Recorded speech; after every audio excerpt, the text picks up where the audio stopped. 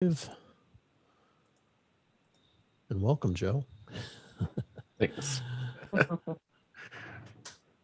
Excellent. All right, so we're live on YouTube and recording, and another great week of account-based marketing. Really fired up. This is great to meet Maureen McCormick, and really excited to have you here, Maureen. We're going to give you a proper introduction in a moment. The way we kind of tee things up is we talk a little bit about a weekly poll, and then we do an introduction of our guest speaker, who today is Maureen, joining us from Okta, and then we open up to Q&A. All right, so let me share my screen here. This week's poll. This is a good one. I say that every week. I like these polls. There's me. There's John. There we go. There you go. There's our poll. Great. So we surveyed on the marketing technology and sales tech providers about the biggest challenge, and I guess not a huge surprise here from my perspective, because we spend a lot of time on the reporting side of ABM. My company does. So it's a common pain point. But the reason I asked this question is there's so many providers now, people are just so overwhelmed, and it's like they're getting flooded. And so I was kind of curious, like when you're embarking on an account-based journey, there's so many different areas: reporting, integration, people. In the comments, people mention other as all of the above. So I thought that was interesting that, you know, everybody feels the pain kind of equally in each of these, although a little skewed toward the reporting side. I don't know, Megan, do you have any observations on this, or Maureen? I mean, if you think about those first two, they're kind of related, right? It's almost like you've got basically 70% of people saying my problem is bringing together data across platforms. And being able then, I presume, to help people know what the heck to do with it. But yeah, Maureen, curious to get your take on this one. What do you think? Does this ring true for you? Yeah, it definitely does. And I kind of go back to my marketing operations days, right? It's so important to be aligned with marketing operations and sales operations when you're trying to stand an ABM practice up. These are organizations and experts that can help you determine if you even have the infrastructure to measure things properly and to make sure that your data is aligned and accessible to start opting into an account-based marketing program. And if you don't have a marketing operations function in your company, there's so many vendors and partners out there that you can align to that will help you stand that up. So I think that it's not surprising that these two are the top two in your poll this week for me. Heck of a lot of jobs right now, marketing operations too, to your point that it's become a real hot area for companies to invest in, because they're the ones that have, like you said, the skills in bringing these systems together, bringing the reporting to life. And every company in this pandemic world has kind of shifted a lot toward digital, and they want to know what their returns are. So yeah, I totally agree with what you're saying there. Let me stop my share here. I think you want to share something, Megan. Yeah, well, when I saw the results of this poll, I just happened to look at LinkedIn and saw what I thought was like the perfect cartoon. So thanks to Paul Denham for this one, but from Marketunist. But what's the problem, right? You got all this different data all over the place. There's no shortage of it. The problem is, like, what are we doing with it? How do we help people understand it and take action on it? And not just use it to sort of say, gee, is that, you know, how much was that white paper worth? Like going back to what you were saying, Maureen, and how do we empower the operations teams to really be able to advocate for themselves too? Because one thing I always feel really bad about with ops teams is when they're stuck, you know, pulling together manually data across multiple systems, and it takes them, you know, days and days every month to pull together this report, leaving them very little time to actually get to the people who could help to interpret the data. So you end up with this sort of a vicious cycle that means you've got people doing things they don't really enjoy for hours every month, getting to a result that's not really ideal. I have to believe we can do better. Which is why I'm super excited, Maureen, that you are here today, because you've been one of the people I think really leading the charge for making the promise of all things account-based real across a number of companies. You know, you were just mentioning when we were talking years and years ago at another organization about trying to get them to think about this, and how you felt like, you know, people were looking at us like we were on Mars, you know, talking about this crazy account-based thing. And yet, you know, there's this fundamental truth to how it works. And I know something that we talked about on last week's Account-Based Friday, we had someone joining who was trying to stand up an account-based program, and he was really curious about, how do I even get started? So what I'd love to do is, given that you've been on a 2.5-year journey now at Okta and are at a really exciting point in the impact of that program, maybe we can just start there with, you know, maybe you can share a little bit about your background and the work that you've been doing at Okta and how you got started, maybe just to help people on that journey. And then we can talk a little bit about the way sales and marketing have been able to work together effectively, and how you supported change management. But let's go back to the beginning, you know, sort of what was the start of that journey for you at Okta? Yeah, it's great. And thank you so much for having me today. It's such a great opportunity to share my experiences with other marketers, because this is account-based marketing is really hot right now. And I think that people want to take action and bring this into companies, but there's a lot of things that really need to be considered before you stand it up.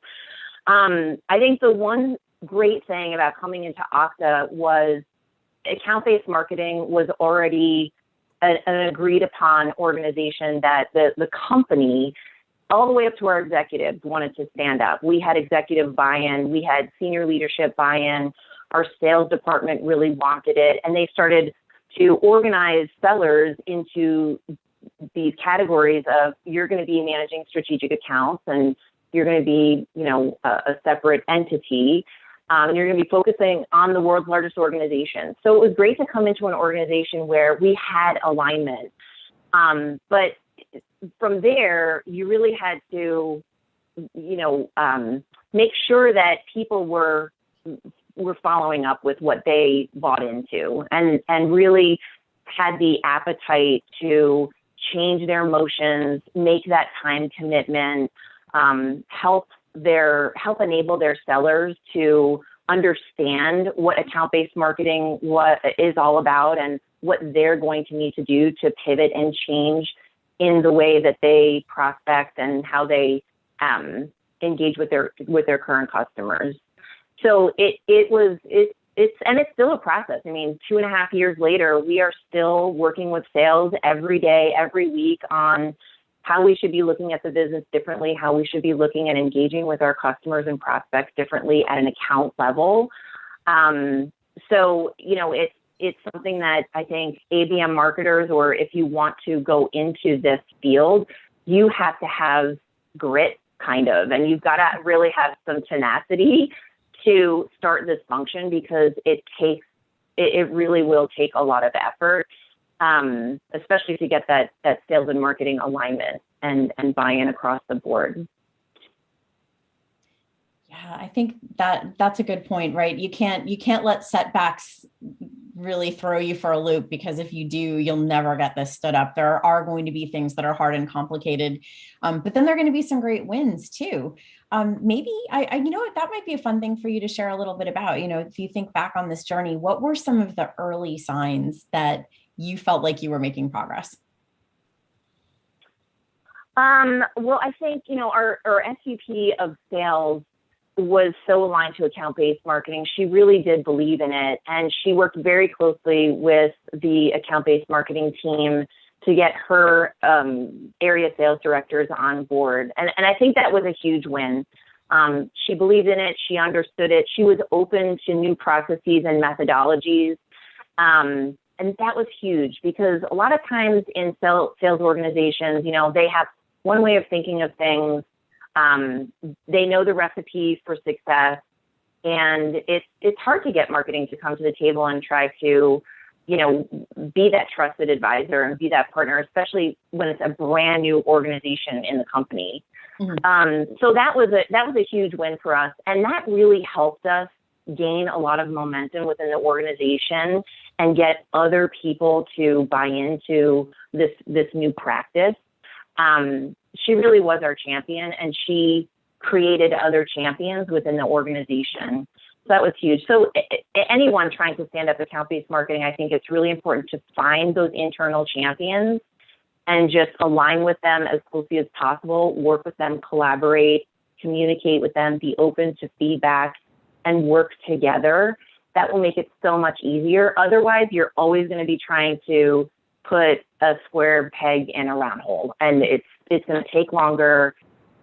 Most likely you're not going to succeed, or you're not going to find those wins. It's going to take a really long time, and it'll be exhausting.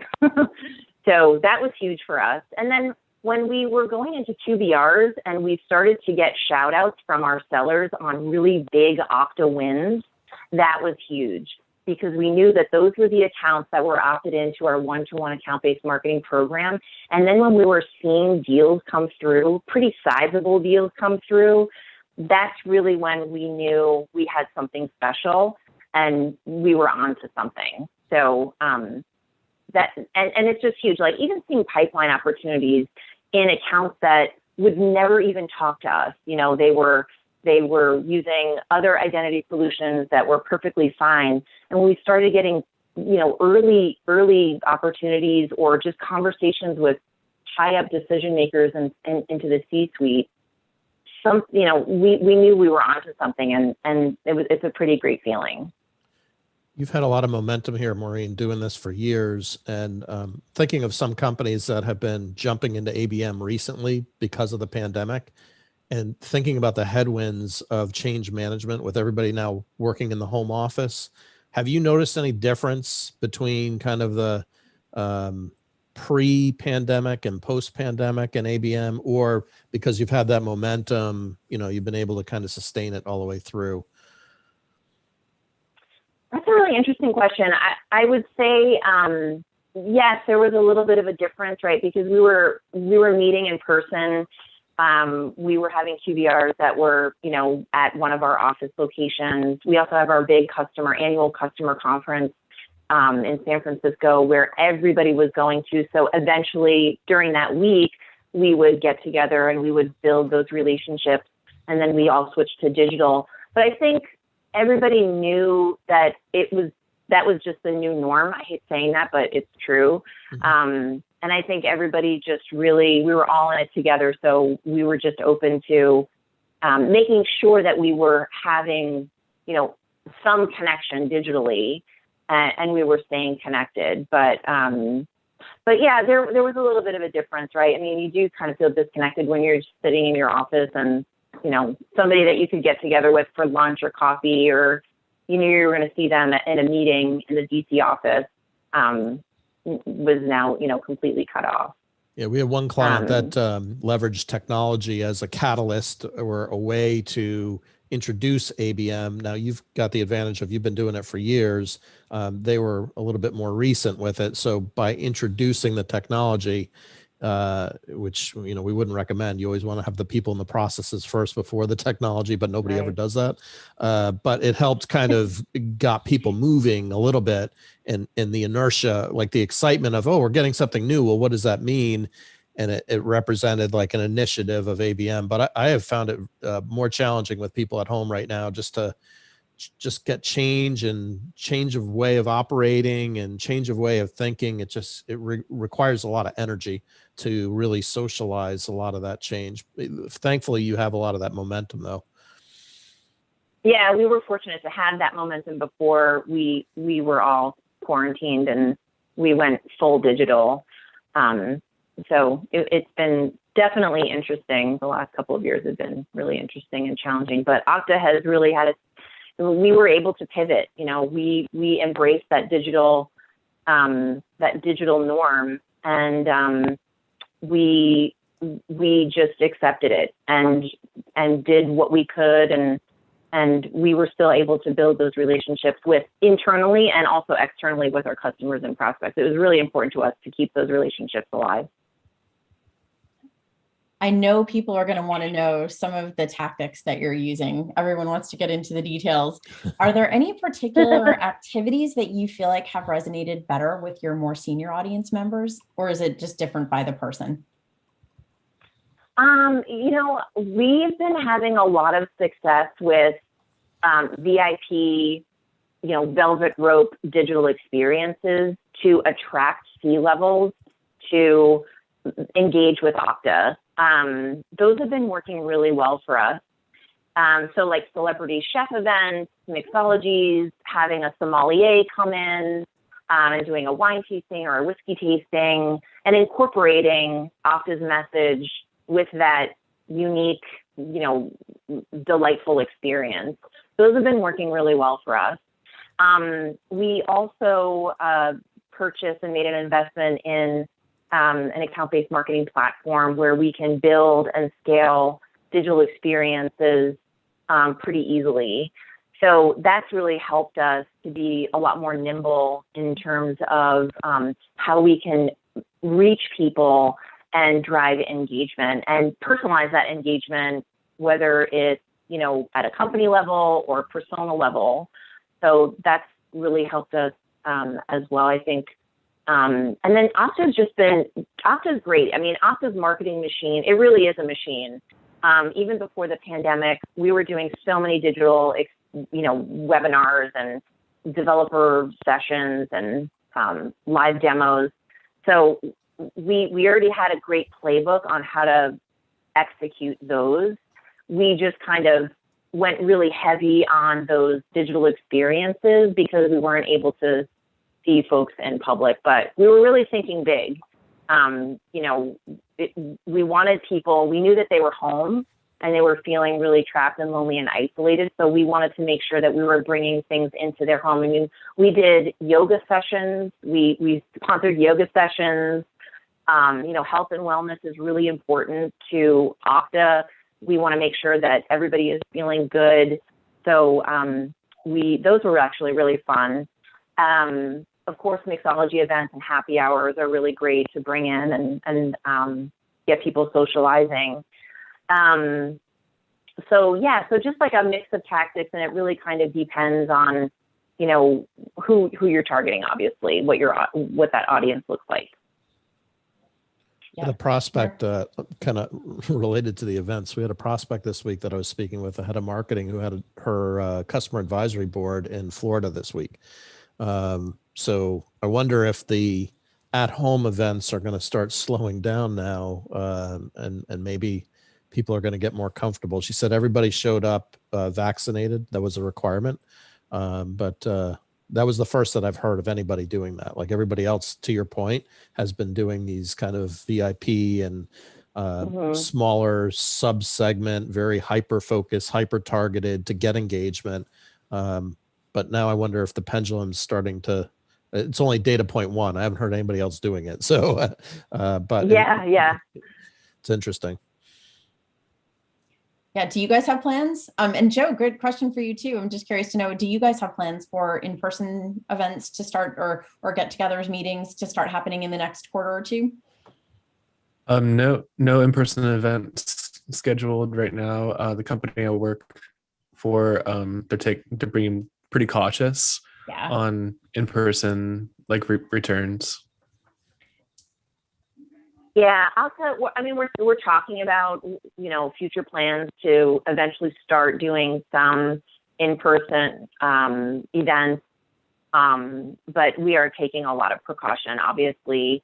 I haven't seen what those requirements look like, if it's going to be, a certain number, if we're going to be requiring anything, but we are starting to talk about it.